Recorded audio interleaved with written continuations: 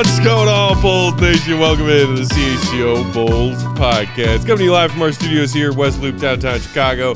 I'm Peck. You can follow me on Twitter at Bulls_Peck. Joined by my guys, Big Dave, BAWW, BAWL Sports, and traveling man back from Nashville, back from Milwaukee. Will Go Gottlieb in studio with us. Will_Gottlieb. We are CHGO Bulls. Our pal producer Joey Spavis, rocking the controls. We see you, shirtless Wonder. Shirtless Wonder. We see you. We see you. Looking glorious. In your face. How great is it that it's October and he can still be the shirtless Wonder right now? On. I was wearing a sweatshirt and a coat outside. This man is wearing no shirt. No shirt. Absolute respect. Respect him, man. That's all you have do. to respect it. He is a legend. Shout out to Jeff in the comments. He said, great to catch y'all live. Nice new opening music. So we have someone. See, there you go. I told you. Man. New music.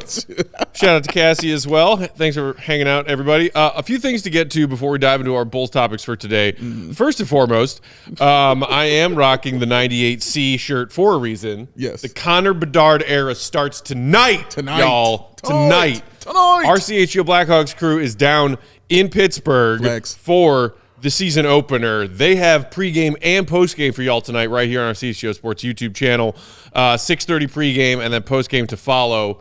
I am so ready for some hockey. What do you want to see in that game, man? Let's do that. I want to see a Connor Bedard hat trick. Because I'm a selfish mofo. Well, that's not selfish. That's awesome. Well, it's maybe asking a bit much. We need the soundbite of SpongeBob going, future, but you guys don't get that reference. No, sorry, I was in college when SpongeBob was popular with the kids. It's for the Gen Z folk they out still there. were watching it. People in college were definitely watching SpongeBob. Yeah, Dave's nephew was watching SpongeBob when I was. Oh man, I was watching SpongeBob. Alexandra in the comments said nothing like a CSGO Bulls pod while waiting for a 1 a.m. Hawks game. Yes, kudos to you out. Wherever you are, where it's out. going to be 1 a.m. when the puck drops.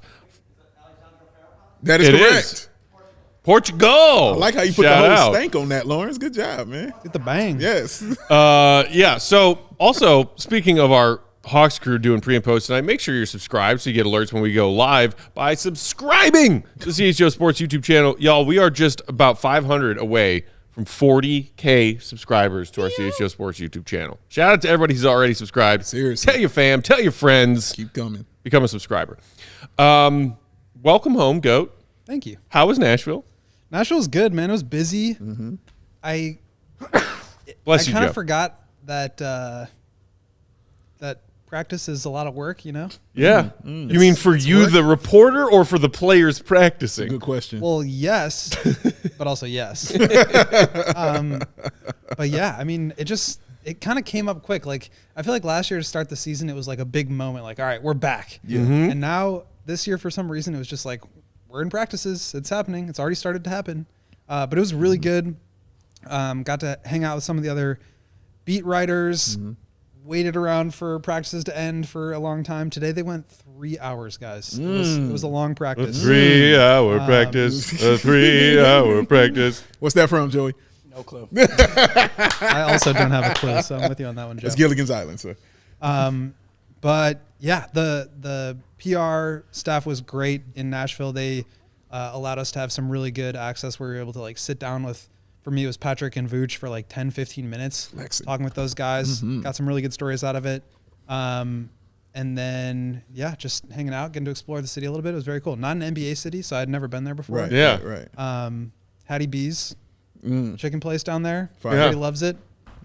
That was very good. A little bit overrated. Little bit. What, Hard not to be because of how long overrated the when you line have a was. name Oh, like long that. line?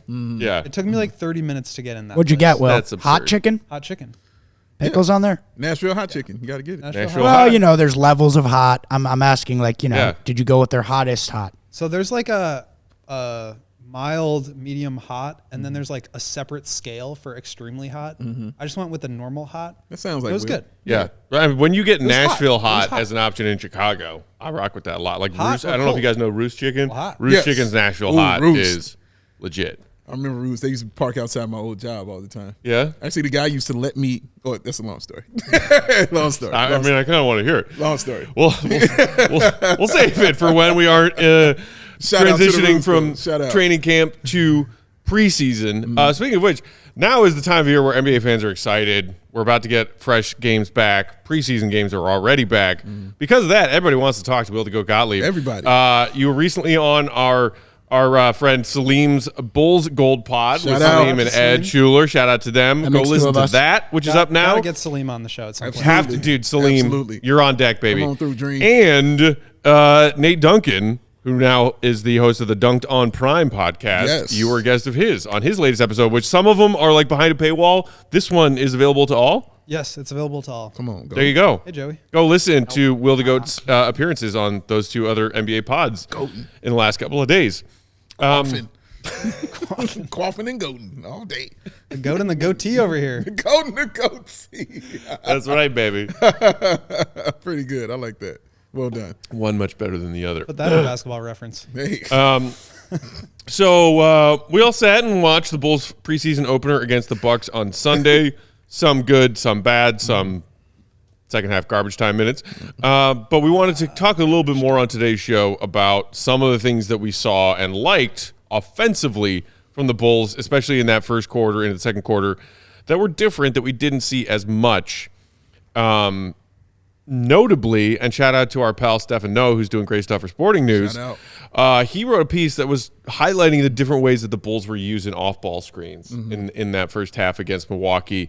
And Will, I'm curious to get your thoughts on the usage of DeMar and some of the guards as screeners to open up some more of those three-point looks that we saw on Sunday. That's the name of the game this year, and I think that it absolutely needs to be. We've been talking all summer about got to get some more ball movement, can't rely on DeMar so much, and not just the summer. I mean, all of last year and the summer before that. So it's good to see it actually on the court and not just us talking about it in theory and like how it might look and what are the trade-offs of, you know, you take the ball out of DeMar's hand, what's he going to do if he's not on the ball? Is he going to stand in the corner? Is somebody going to guard him out there? What does that do to the rest of the lane? So a lot of questions, but we saw for the first 7 or 8 minutes of that Milwaukee Bucks game, offense looking like exactly what I would have hoped it looked like. A lot of off-ball screening, a lot of playing off of Vooch and like running second side pick and rolls and things like that. I mean, it just looked like there was the attention to trying to do more of this stuff, the attention to detail on it, and the commitment to giving it a real go was there. And it was only 7 minutes. It was only one game in the first quarter of a preseason game in October. But I think that's like, I don't think anybody's like really caring about wins and losses right now. They mentioned that multiple times. I don't think anybody really cares about whether the ball goes in or not. But like Zach at practice today, he was like, we looked up in the first quarter and we had like 11 threes. And it was like, this is more than we take in a half sometimes. Yes, Yeah. correct. And it was, I think, a breath of fresh air for them. He said they're still going to get into isolation stuff. That's what he and DeMar do best. And I think there's a time and place for that. But there's also a time and a place for them to look for other stuff first and to get into some more off-ball stuff. And it looks like they're buying into that, which is huge. Yeah, it felt like a comfort, you know what I'm saying, with those guys in that first quarter. Like, when it's working and it's going, everything feels good. But what I liked was the shots still weren't falling in the beginning. They weren't. They just weren't. But the shots were great. Like, those are really great shots that they were taking. So I like the fact they continued and didn't just fall back, you know, into the old stuff. They did later on, definitely. Yeah. They got a little stagnant later on. But in that first quarter, they just continued to pound it and go with it. And I love the fact that as soon as the ball went in on the opposing team, they inbounded the ball and they were gone. Every single time. They were down the floor. We're running our offense. We're trying to outrun you guys and do it like that. But I wanted to ask you, Will, is there a concern for you with them focusing so much on the offense that it might take away defensively for the team? I think that is one of the big questions that I have.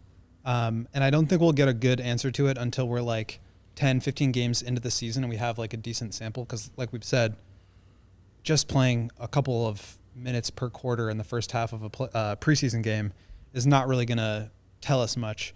But to me, it's less about like the focus on the offensive end and like a lack of focus, therefore, on the defensive end. I think they're still going to be very focused on that end, on the defensive end. But to me, it's more just like, okay, if you took a lot of mid-range isolation twos last year and DeMar makes them at a 50% clip, that means 1 out of every 2 shots, the defense is taking the ball out from underneath the basket and walking it up against your set defense. And that's not a lot of transition opportunities. And that I think allowed the Bulls to be great in a lot of ways defensively last year.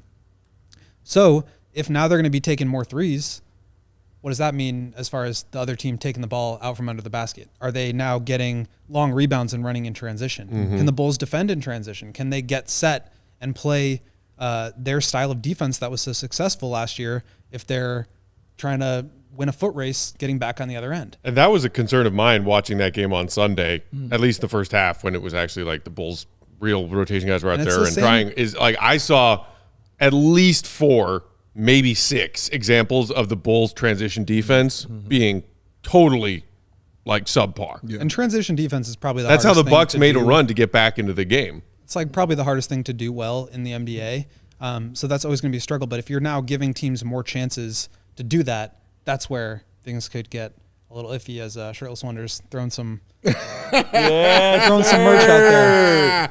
Yes, sir. Oh my God, look at all those CHGO Yo, Lawrence, shirts. come see this. Come see Shirtless Yes, sir. Wonder, Lawrence. Wow. He's got This is just like black the brick. He's got the black CHGO script. He's got a Hawk shirt. He's got the Red this is Bull amazing. CHGO script. Yes. He's not Yes. finished. He's Yes. not finished. He's There's got more. another one. Oh, my God. That's why he's the GOAT. Go out there, Joe. Get That's why closer, he's Joe. the GOAT. There you go. Yes, sir. Take that picture. This is amazing, guys. He sat out, guys, Look at about that. 6 shirts. Yeah. Look at him, man.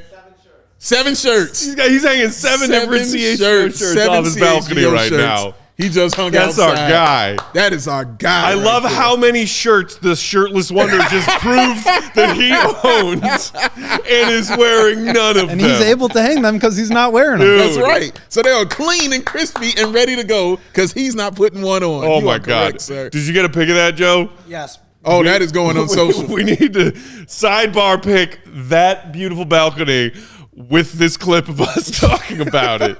This is amazing. Put it out in the You universe. put in the comments, send hangers stat. This is amazing. Our friend Par Jr. Oh, Sports wow. in the comments saying from wonder to supporter. That's right. Correct, man. And you all can do the same. You all can do the same. Make sure What you a support legendary, this. what a legendary moment. Move I'm so across glad- the alley. That could have been from our that could have been studio. on any CHGO show, and we got it on ours. You I got it love on That our- shirt on the far right, So glorious. that CHGO Bulls script. There it is. know it. I see it. Look at it. And One of one. Wow, this is amazing. I need him to take them down for they. I was Yeah, going to it's say, I a don't little want him to breezy out blow there. Yeah, a away. little breezy. A little windy, bud. Yeah, he Little getting them. He windy. getting them. He on it. He Oh, on he's it. he's in the comments again. Okay, he on it. Before Before the Commanders game, it was 10 times easier to get 7 shirts out of the CHGO locker than True Bears putting up 7 on the scoreboard.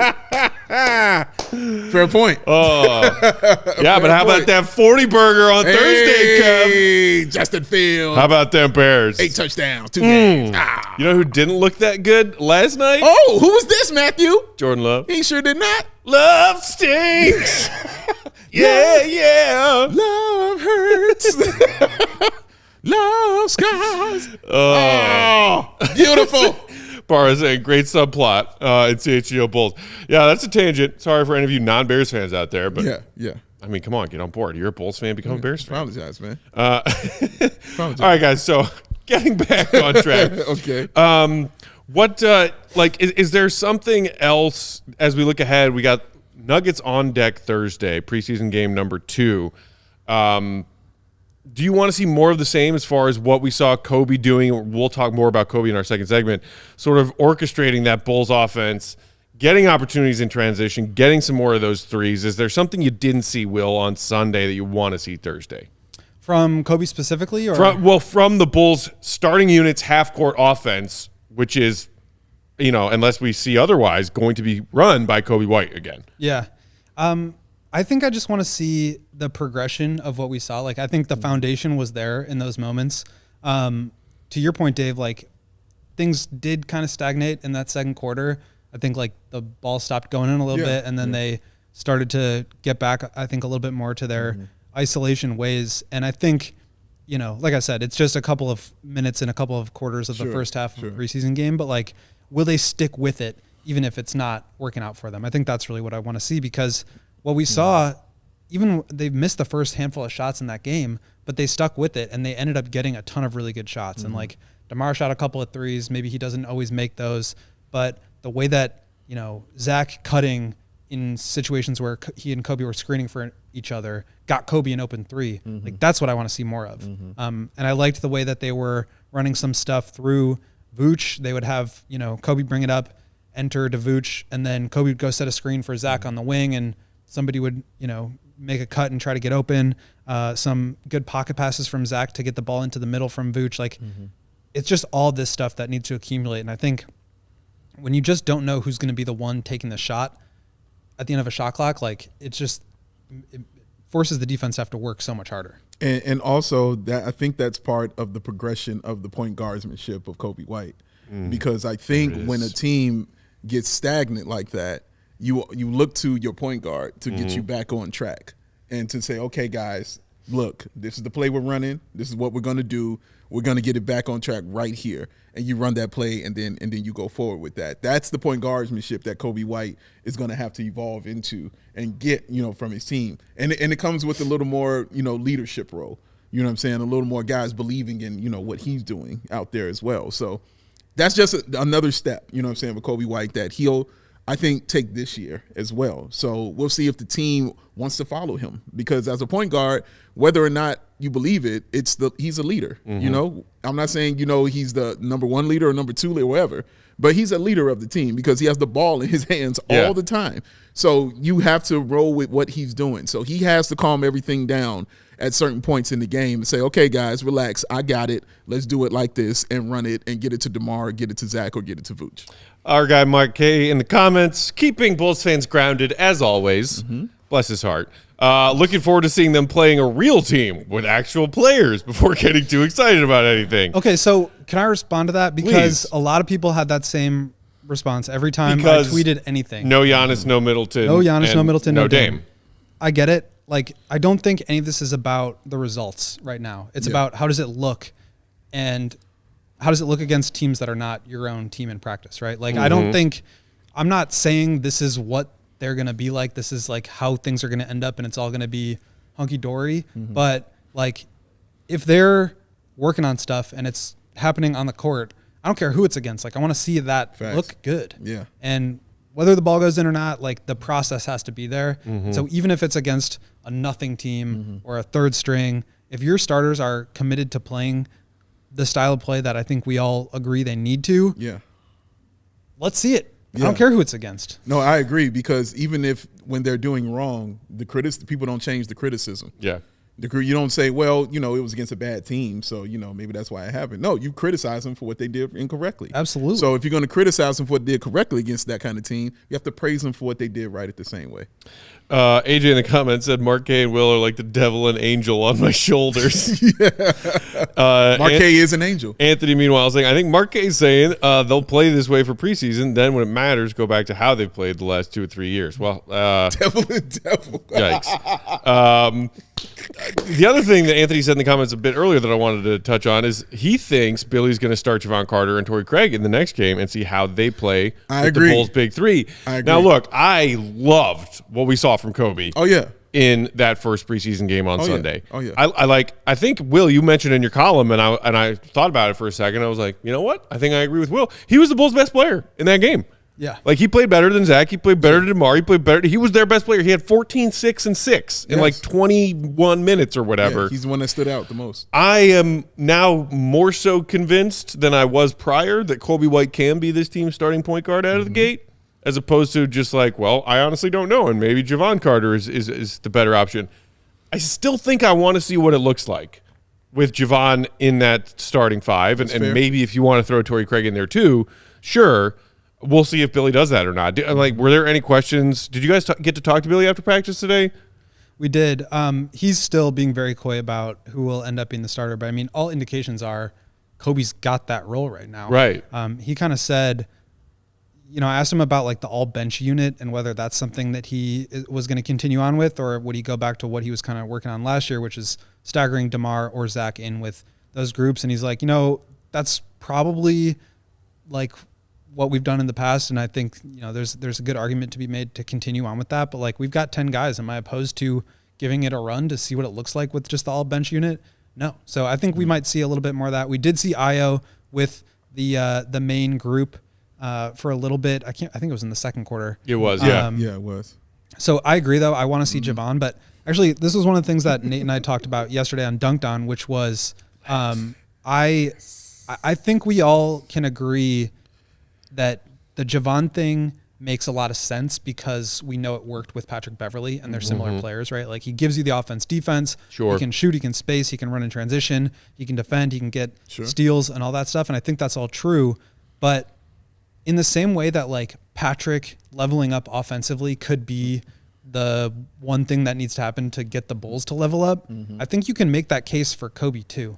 And so what Nate was saying, and I think it's a good point, is like maybe just give it a shot with Coby. See if now like you've got another really high level shooter on the floor. You've got somebody who can drive and kick, who can get into the paint, who can draw fouls. Maybe like the offense just starts to look really good with that group. And then that can like take your team in another direction. And if it doesn't work, you've still got Javon. You know that can kind of be there in your back pocket. So I think there's utility in letting Coby take the reins a little bit here. But I also think like the safer bet is Javon. And if things start to not work, or if like the all bench unit had 0 shot creation, like you kind of want Coby or Vooch or Zach or DeMar in that unit to try to get something. Correct. So maybe in the regular season that kind of thing changes. But those lineups with Coby, Zach, DeMar, and Vooch last year were really good. They scored the ball at a really high level. I think with Caruso, they had 131.9 offensive rating. So that's insane. Yeah. So I like the idea of just seeing what can happen if you really try to turbocharge your offense that way. I think I was the one that said start Coby, but you know. Our guy finished with the comments that I think Coby's taking the start and running with it. Demand, shout out, saying I thought I would never hear myself say this, but Coby is becoming a complete player. I mean, they brought him back on that new contract for a reason, because a lot of it, right before we started, we were talking about how coming in around this time last year, we were all saying most likely trade candidate for the Bulls this season, midseason, Coby White. You know, with the way that Io played his rookie year, the fact that, you might not have Lonzo, but you got these vets coming in. Coby seemed odd man out. Fast forward to now, and like, it looks to be very important. Yes. All right, let's take our first break. We'll come back on the other side. Keep talking about Coby White and his role as this team's potential starting point guard out of the gate. Some high praise came from his head coach, Billy Donovan, after their game on Sunday. And then after today's practice, Coby had some interesting thoughts of his own about becoming more of a vocal leader of this team. That is on deck. While we're sharing these words from our friends and sponsors, you know what to do. Hit the thumbs up button. If you're watching along on YouTube, make sure you're subscribed. Help us get to that 40K mark that we are rapidly approaching. And, like our friend, the Shirtless Wonder, head to the CHGO merch locker while we're reading some ads. Do some shopping there. Click. And then do some shopping with these sponsors of ours. One of which is our friends at Ray Chevy. Segway. Are you in the market for a new or used vehicle? If you are, we've got great news for you, because Ray Chevy in Fox Lake has just joined the CHGO team. We've been talking to the team at Ray, and they have this pledge called the Ray Price Promise. It's a guarantee that the price you see online is the price you will pay when you go into the dealership. In a lot of cases, you might have found when you're car hunting, car shopping at other dealerships, they'll raise the price on you when you actually go to the dealership compared to the one that you saw on their website. And they'll be like, oh, well, that price is for active military members, or that price is for farmers, or that price is for recent college grads, or that price is for fish people.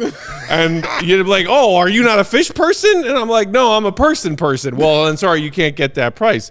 It's ridiculous. But with the Ray Price Promise, the price you see on their website is the price you will pay when you go to the dealership. And sometimes it might even be a lower one, because they will try everything they can to find you even more savings once you go to the dealership. As one of the top-selling dealers in the Midwest, you'll always be able to shop one of Chicagoland's largest inventories. And right now, you can save big at Ray Chevy during their Truck or Treat savings event.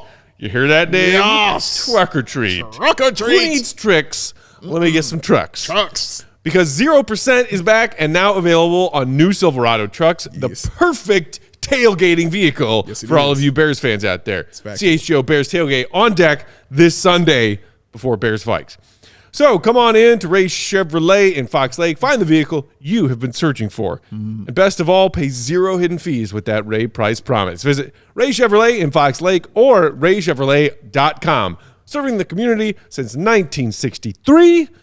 Find new roads. Ooh, silky smooth how you hit that right there. I like that. Thanks, buddy. Foco! Dang it. Get fitted out in the best sports gear around. Where you do that at? One place. Foco. Hoodies, shoes, signs, bobbleheads, and everything in betwixt. It's baseball season and almost basketball season. And it's football season going on. 4-1 in my fantasy team, baby. What's up? Thank you, man. Well done. I'm proud of that. Pretty proud. Yes. Aloha shirts, straw hats, polos, bags, everything you're going to need for the game to enjoy these playoffs, y'all.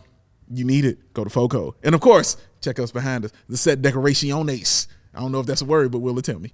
Hey, Lawrence, how are you? You look amazing. Hey, say decorations in Spanish. Decoraciones. Oh, I was close. Decoraciones. I was close. Tomato. I was close. It's all right. It's a woozy. It's a wazi. It's fine. Foco has donated a few awesome pieces to those sets, so show them some love because they showed us some love, y'all. Check out Foco.com or click the link in the description below for all non-pre-sale items. Use the promo code CHGO for 10% off because it's Foco. Faux show. All right, y'all. Moving right along on today's topics. A little bit more about Coby White. Billy Donovan, after their game against the Bucks on Sunday, was talking about Coby in this role, potentially as a starting point guard. And he had a couple of quotes that I thought were interesting on Coby, as we've talked about his ability to be more than just an off-ball guard, but can he do a better job with his court vision and facilitating than his first stint that he was offered the point guard job in year 2 of his Bulls career. Billy said he sees the bigger picture of the game, and it's probably slowed down for him. I think getting us in and out of stuff, he's done a good job of that. Billy continued, I think there's things he can still get better at. I didn't feel like his rookie year he progressed seeing the game that way. What I mean by that is who just made a shot, who's got the hot hand, who hasn't touched the ball in a couple of possessions, who do we need to get involved? Are we getting stagnant? Do we need ball movement? Who do we need to go to? Those things, he's further along. He can still get better, but he's further along. Encouraging words, I thought, from Billy on Coby White, Will. Yeah, I mean, it's less like responding to what's happening in front of you and more like, can you command the game yourself? Can you be the one that's making the defense dictate, where you're dictating the defense, excuse me.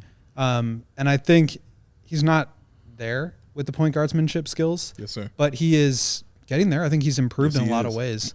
I don't think he's going to become like a table setter point guard, and I don't think the Bulls really want him to be that necessarily.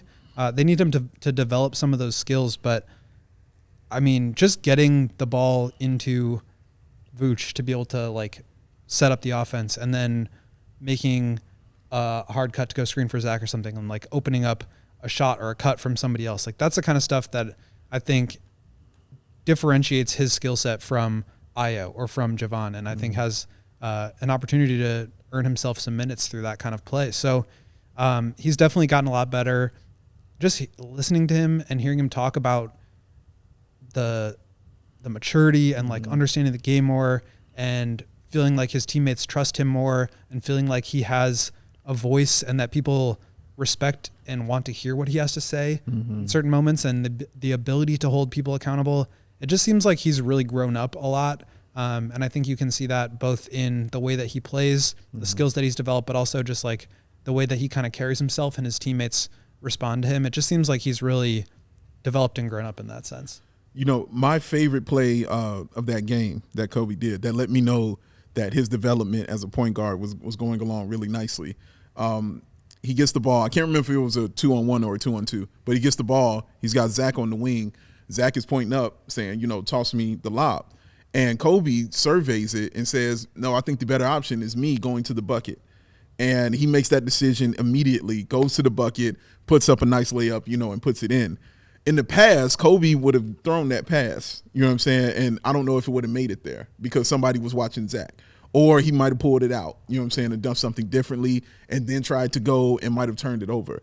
But it was the immediate decision when your best player is calling for the basketball and you're like, chill out, dude. I got it. Don't even worry about it.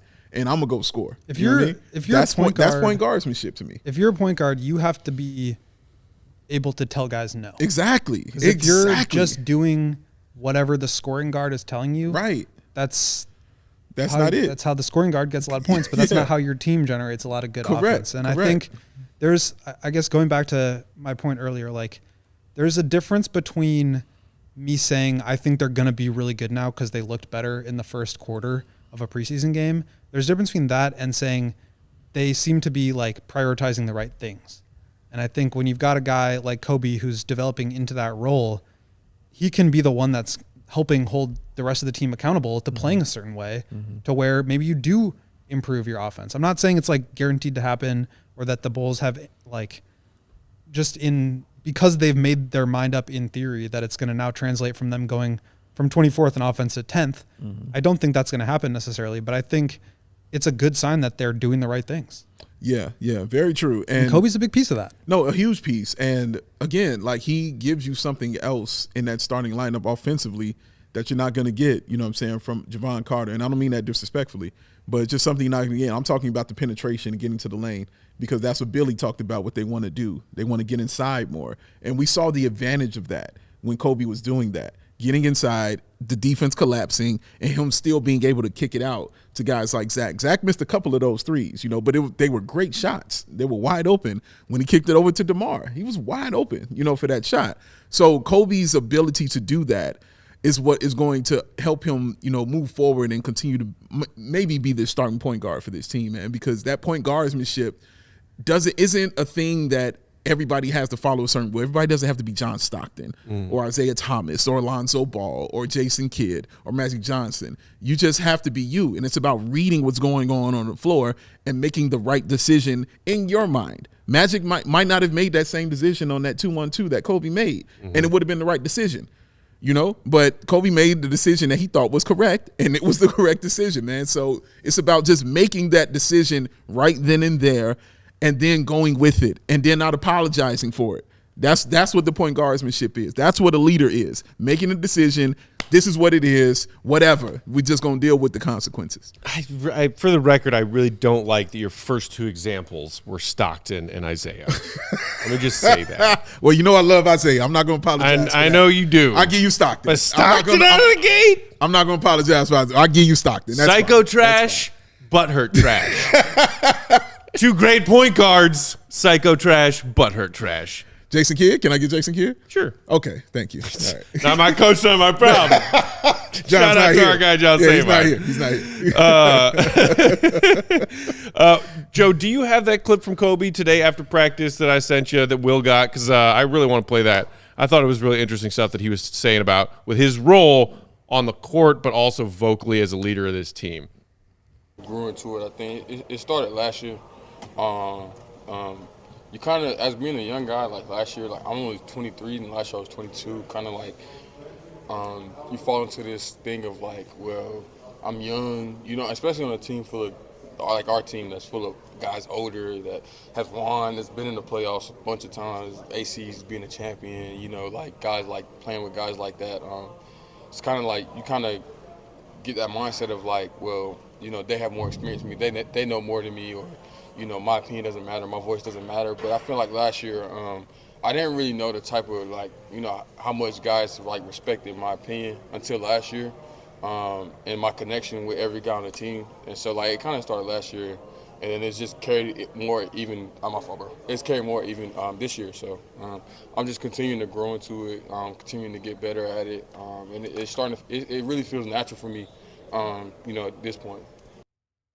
I like that. I really like that from Coby, and it totally checks out because when we heard from Billy and some of Coby's teammates down in Nashville, Will, a couple of quotes I saw, a couple of clips I saw you post, Coby's name got thrown out a lot as a guy who was being very vocal in those training camp practices. And if you're talking about the guy who's going to be taking that role of this team starting point guard out of the gate, you want that. Yeah. So to hear Coby say, I kind of didn't up until recently feel like I had the legs to stand on as far as being one of the vocal leaders of this team, because Caruso, a champion, is here. DeMar, a well-respected, longtime NBA vet who's gone to the playoffs a zillion times, is here. But no, I was a bit surprised to see other people turning to me to hear my voice, and now I'm acknowledging that. Yeah, like that has to be a thing for somebody who honestly has kind of gone on a roller coaster since his time here with the Bulls. Yeah. He's been on the bench. Many different roles. Yes, been on the bench, been a starter, been a two guard, been a point guard. Like, he's been through a lot with this team, but his mindset has never wavered about what he wanted to be. He was I went starter. He continued to say that. I am a starter. I'm a starting point guard in this league. He continued to say that, and whether people believed it or not, it didn't matter because he believed it. Now, the work needs to be put in for whatever you're thinking needs to come to fruition like that, and that's what he's done.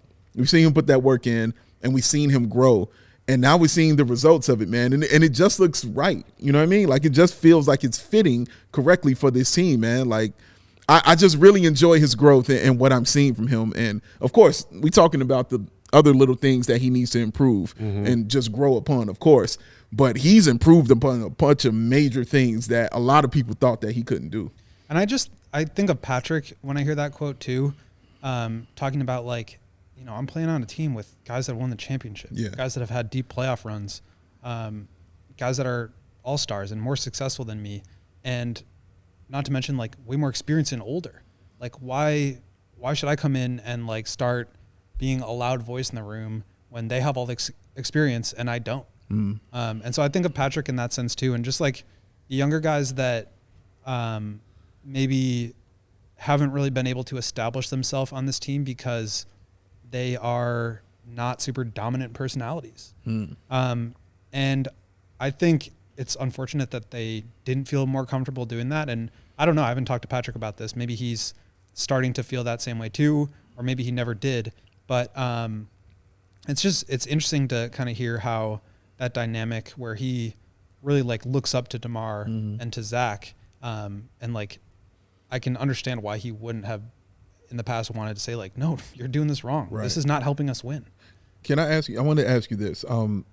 Do you think it's something to the Coby and Pat dynamic in the starting lineup because, of how close they are? I'm talking about, just them evolving together, and growing together as players. Do you think it's something to that or maybe just reading a little too much into it? I mean, there's always chemistry with the guys that you're on the court with. And, those guys are super close. They obviously have, like, great off-court chemistry. In the past, I have wondered, like, whether they make each other better on the court based on their skill set. But I think, like, Coby developing into a more competent point guard who can set guys up makes me feel more confident that he can help Patrick develop. So I think there's a trust there. There's a friendship there. There's a chemistry there. But, like, on the court, does that translate to these two guys making themselves better? I'm not sure. I want to see more of it. And I think there's obviously going to be opportunity for that. They've both been in the starting lineup together. So I like it. And I think, it's like, it's this intangible off the court stuff that they keep talking about that, I don't know whether I buy it or not, but they keep saying, like, we've been, like, just, going into the players' lounge and, like, playing Madden together, or just, like, hanging out after eating a meal and just, like, not going home to your family, but instead just, like, hanging out all together in a room and, like, talking through stuff, having, fun team events to go to. Like, they really believe that that's helping them. And like I said, I'm not sure if it does or not, but, like, they feel good about it. And I think that's the kind of thing that can, if it works, like, help them build that cohesion that they kind of need. Eco Bean in the comments saying Coby's always been that dude. He had to grow up and realize his worth.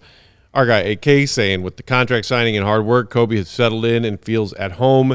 And I think that that's something also that Bulls fans should, like, keep in mind when we talk about Coby and the perhaps bigger role he is going to be taking on this team out of the gate this season, is that people talked a lot about the value contracts of our 2 free agent signings, Javon Carter and Torrey Craig, and they were value contracts. Sure.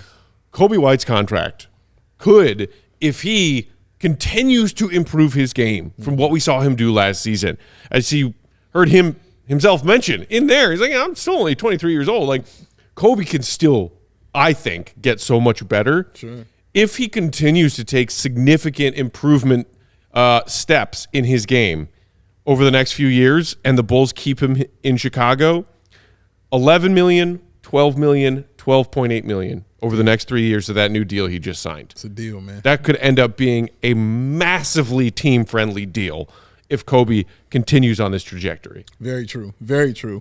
So, and I love the fact that you mentioned those kind of deals, because even the signing of Javon Carter, Torrey Craig, the value is so high because those guys could be starters, on the team. And not just starters, guys who truly help you. We saw Torrey Craig out there. And like I said, I'm in 3 minutes, I immediately was like, I love Torrey Craig. Yeah, One preseason game, I love Torrey Craig. Like, this is the dude, like right here. Yes, man, absolutely. So when it gives you a safety valve for when Billy has to take Patrick out early, if he's having a bad game, if he's not being consistent and not being aggressive, you're not even mad anymore. You're like, okay, all right, fine. Torrey, I got you. You know what I mean? Come in, get your minutes in. You pooped in the refrigerator. I'm not even mad. It's amazing. A whole wheel of cheese. Couldn't help myself.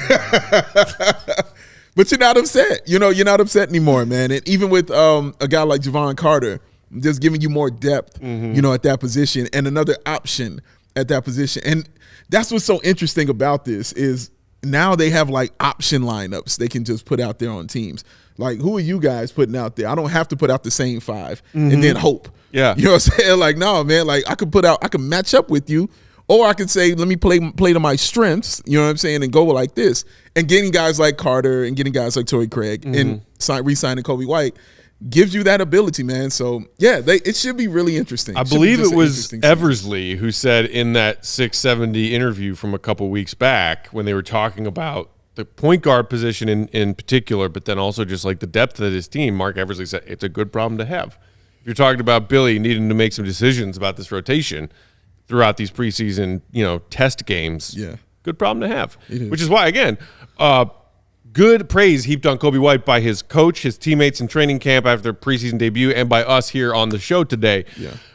Would not hate it if we see Javon in that starting 5 on Thursday. Why not? To see. It's preseason, just to see. Check it out. Let's take our second break, then we'll come back, dive into a couple more tidbits we wanted to get to. ESPN's top 100 NBA player rankings came out, the top half of it today. Vooch's name was in there. We'll discuss where. Also, the NBA GM survey done by NBA.com also dropped today. The Bulls just coming in first place across the board. Not so much.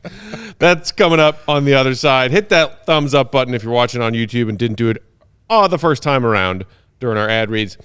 Today's show brought to you in part by our friends at Sunnyside Cannabis Dispensary. Your home for judgment-free cannabis shopping this football season, a place where all kinds of visitors are welcome to explore, discover, and purchase a wide array of their high-quality products. Sunnyside has everything you need to elevate your football season. How much higher can Bears fans elevate after that 40-point drubbing? I know you were floating. Oh my God! I acknowledge that team is still 1-4. Of course. After that, of course. I loved it. I needed it. Yes, we all did. As Kevin would say, it's just nice to win one. It's just nice to win one. I was in such a good mood Thursday night, all the way through the weekend. Oh, good mood, Peck. Part of it was the Bears. Sure. Part of it was Sunnyside. Sure. I'm always making sure I get my Sunnyside shopping done. That's how you roll. Where do I get it done? Where? Online. Nice. Order online, pick up in store. Easiest way to shop. Wherever you are, all those wonderful Sunnyside locations. Do your online ordering at sunnyside.shop, then go pick up in store. They've got flour, they've got tinctures, vapes, all that jazz. And, of course, a huge selection of different edibles from different brands. Y'all know my favorite. It's the Good News orange-flavored gummies. Now through October 15th, head to sunnyside.shop. Use that promo code CHGO25 at checkout for 25% off your total order. One use per customer, and you can't stack it with other coupons. But it's not just for first-time customers. Anyone shopping at Sunnyside can use that promo code of ours, CHGO25, at checkout to get 25% off their order. Pick up everything you need to elevate your football season at sunnyside.shop. Must be 21 and over or an Illinois Med card holder. I want to recognize two things before I go into this ad. Okay. One. One. In your ad, when you were talking about, are you a fish person? You don't get this deal. And then Fish said, I'm a fish person. It was awesome. That was brilliant. Fish. Shout out to him. Our guy. I'm a fish person. And shout out, and then Dred's asking the question, where can I get myself a CHGO shirt? Because I need one. Matt Peck, please tell him where he get the shirt. CHGOLocker.com. Hello. Pronounced alacha. Sign up to become a diehard while you're at it. Yeah, why You're not? going to order a shirt anyway. Get the first one free by becoming a diehard, and then every time you shop at the merch locker, you get 20% off. Hello. Hello. You got a base. You got a base. Now, the other thing that keeps this man happy besides Sunnyside, beer. Right there. You see it. And the beer he drinks is the Goose Island Beer Company. They down with us, so we down with them. It's been Chicago's beer since the Jordan year, 1988, y'all. And yes, they have so many beers, so awesome beers. They got the Beer Hug family. They got the 312 Wheat Ale. They got the Matt and Dave big favorite, the Full Pocket Pilsner. And, of course, since the weather is changing and the leaves are falling and it's getting a little crispy outside, but I'm still in the hoodie and shorts and Matt is still in the Burks and Shirtless Wonder is still Shirtless Wonder, it's Oktoberfest time. Woo! Woo! Yes. Best month of the year. Give it to me. Give us some Oktoberfest. Joey, can you hit the horn for me one time? Because I'm feeling good right now, sir. Quack, quack.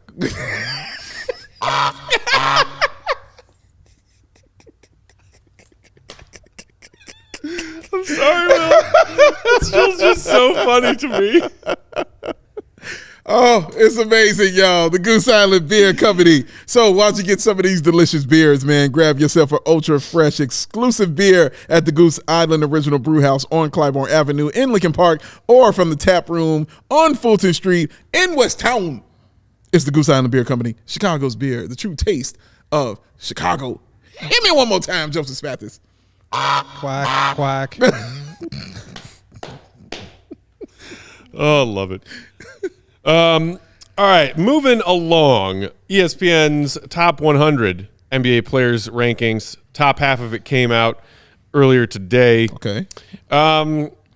Nikola Vucevic, first Bulls name that we recognize as we're counting our way down. He came in at number 75, gentlemen, which they, as they're listing him, tell you where that player ranked last year. Mm-hmm. I was like, ooh, ouch. So I was like 75, okay, maybe a little disrespectful. Last year he was 57. I was about to say, yeah. So he dropped almost 20 spots between last season and this season, despite the fact that he played started all 82 games last year, finished I think third in the NBA in double doubles, and was a defensive rebounding percentage elite big man. For a team that finished top 5 in the NBA in defense. Yeah. And also had his nights where he was giving you 20-plus points. Yeah. But just because he's a 30 blank instead of 30 blank, we got to drop him 20 spots. Yeah, let's not forget put up the same exact numbers from the year prior as well, 17 and 11 as well. I mean, Dave, I'm going to rattle off a couple other big men who were ranked close to Vooch, but ahead of Vooch. Oh, this is going to piss me off. You let me know if any of these names piss you off. This is going to piss me off. Go ahead. Chet Holmgren at number 73. He did. Wait. Okay. Hasn't played an NBA game yet. Wait a second. I mean, the Holmgren Wemby preseason action from the other night was fun. But it was fun, but it's preseason. Hasn't played an NBA game yet. Chet Holmgren at 73, two spots ahead of Vooch. That's wild. Your boy, Walker Kessler, Texas Ranger, my man, at number 70. I'm not mad at that. Had a hell of a rookie He had a year. hell of a season, man. Little sad the Bulls didn't take him last year. He had a hell of a season. Brook Lopez, 69. Fair. Proved to the Bulls on Sunday he can still rain threes while being a great defensive anchor. Dropping them on him. Miles Turner, 65.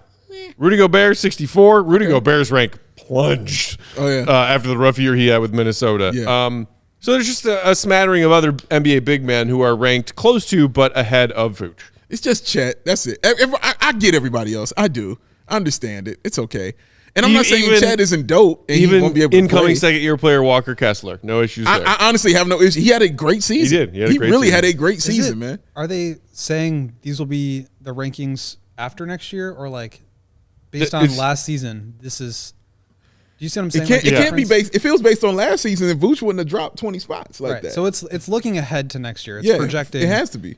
And I think if you just look at this list, like there's a lot of good centers that are in the 60s, 70s, 90s. Like I think they're just not really valuing bigs. So Gobert, Miles Turner, Walker Kessler, Mitchell Robinson's in there, Valanciunas. Mitchell Robinson at number 100. Yeah, but I'm just saying, like, I don't think they're really ranking centers very high in general. Voters were asked which player will be better in 2023, 2024.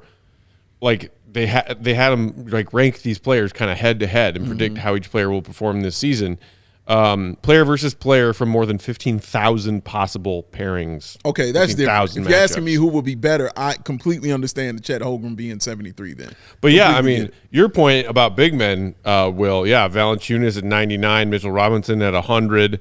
Robert Williams, Kevon Looney, like right. all these. Like maybe other than the big three of big men of Embiid, Joker, and Giannis, they're just, more wings and guards being higher ranked in these rankings. Yeah, they're more valued, around the league. And I always find it hilarious, like the top 3 of the 5 best players in the league are all big dudes. Like, it's the NBA, man. It's a wacky time, ladies and gentlemen. Get ready for the tournament. I can't wait. Let's go. I'm ready, Will. Yeah, these lists are always tricky. Like Jalen Williams, J-Dub, the OKC Thunder, 95. Like, he was almost rookie of the year last year. I feel like he could be a lot higher. Yeah. These things are just so random. Yeah, Jalen Williams at 95, and then the next two players, moving forward at 94 and 93, Russell Westbrook and Mike Conley. Oh, wow. Like, you got these aging vets who are falling in these rankings, young guys rising quickly at 92. Quickly. All kinds of names all over the place.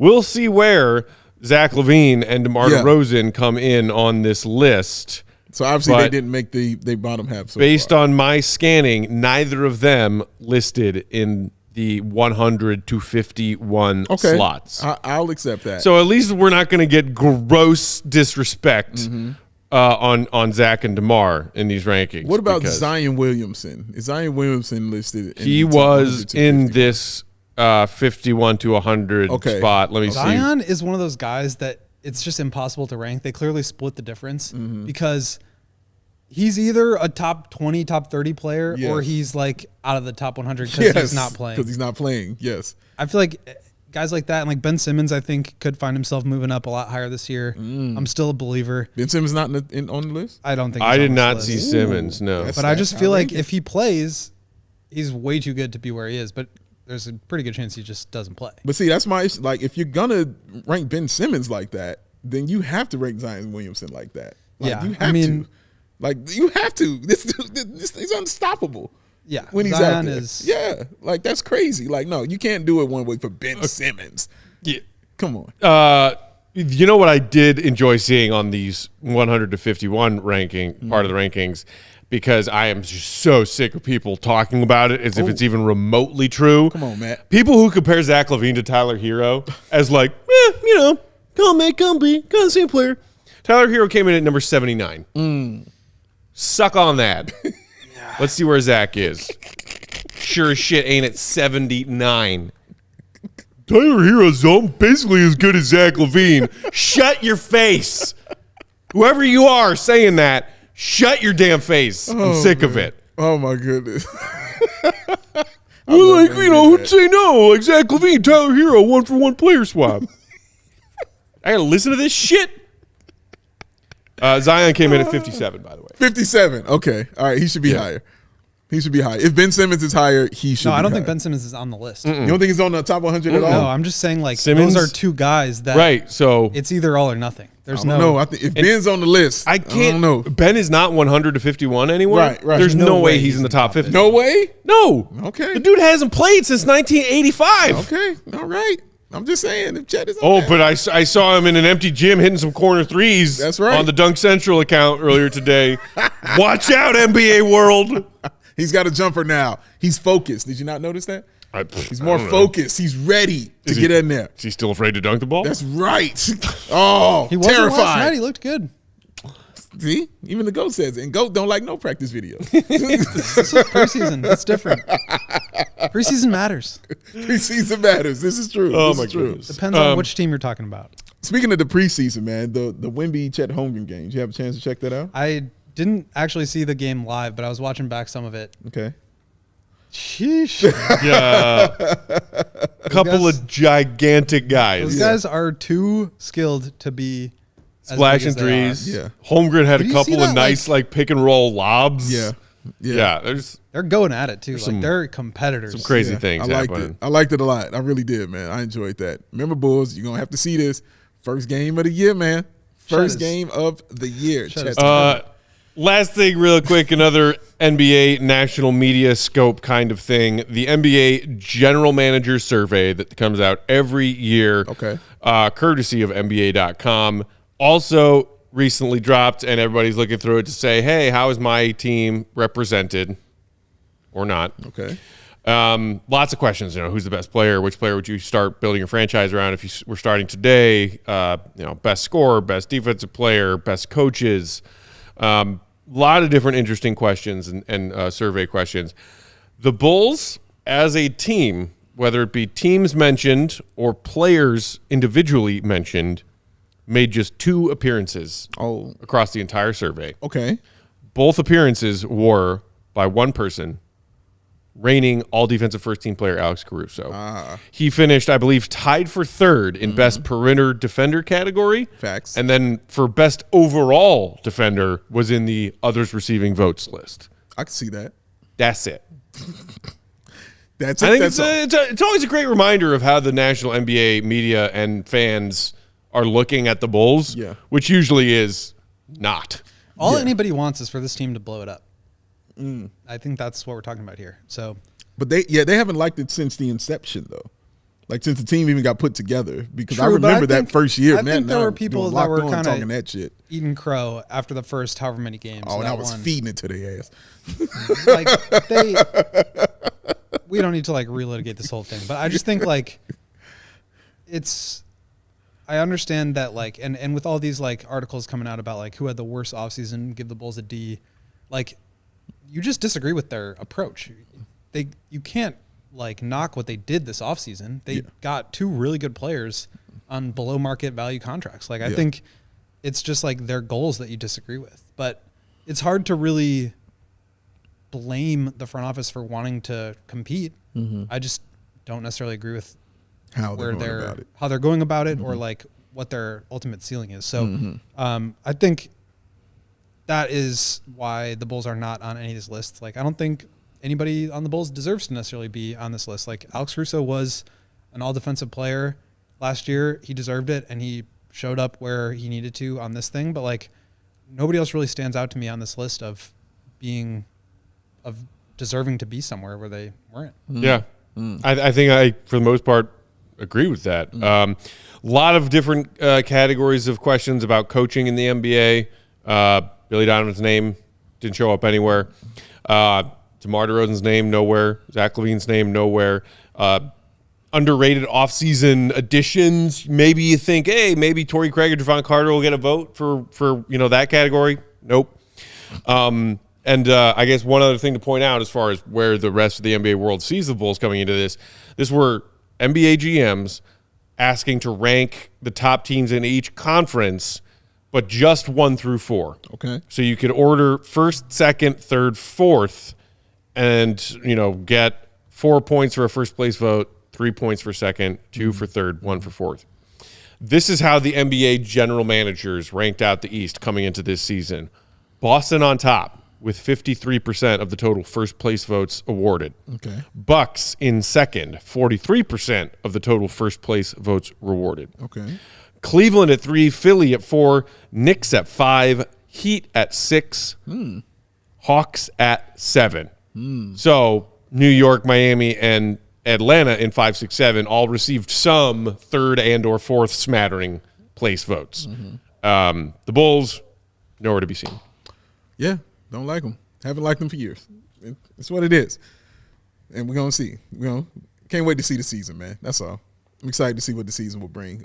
ESPN, like I said, ESPN hasn't felt great about the Bulls for years, man. It's been like that. Also, our guy Rob in the comments said the Bulls might want to make a playoff run if they want people to take them seriously. Yeah, seriously. Very valid point. Extremely valid point. They've done themselves no favors. In that aspect. I guess. So what has it been now? It's 2015-16 was the last hurrah, and then they started trading guys. Yeah. 16-17 was the first year of the rebuild. Oh no, that was Alphas. Yes, that was the Alphas. 17-18 was the first rebuild year. Yes, that was the first one. So that means for 7 years now, we're talking in a 7-year span, 1 5-game elimination in round 1. Yep. 1 play-in tournament loss. Yep. Or play-in tournament exit. The next year. And that's it. There you go. And a bunch of 7th picks. Yep. And let's see what you do for year 3. Because remember, what you're saying are back-to-back years. So let's see what happens in year 3, though. And why did they exit the Alphas? Why did they move on and try to rebuild then?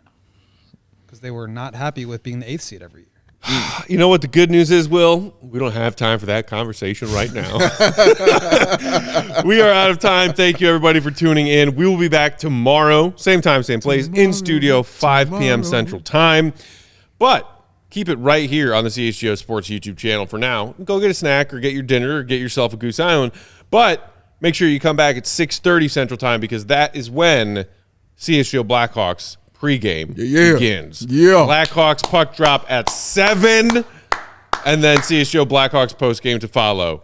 Let's do that hockey, baby. Connor Bedard era starts now. Let's go. You can follow Will on Twitter for all of his Bulls updates at Will_Gottlieb. Read everything the man writes. See allchgo.com. Big Dave, bow. BAWL Sports. I'm Bulls_Peck. Our pal and producer, Joey Spathis. He's at Joey Spathis. We are CHGO_Bulls. One more shout out to our friend and Chicago's true hero, the Shirtless Wonder, flashing the CHGO merch on the balcony today. Appreciate you, buddy. Yes. Talk to you tomorrow, Bulls Nation. Until then, hit the thumb on your way out. Click subscribe. See you, be good. Jaleel, what up, bro? Peace. Hello.